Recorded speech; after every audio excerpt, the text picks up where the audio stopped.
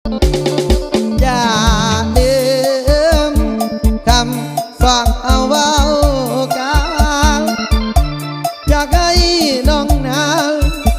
ยึดมั่นอย่าได้ลืมลงถึงจะอยู่ไกลแสนไกลให้ลืมบ่ลงให้น้องเรียงตรงอย่าได้เปลี่ยนใจเป็นสองอายลืมต้องบ่ได้ดอกนาเหมือนดังเอวาแต่งเอามาเป็น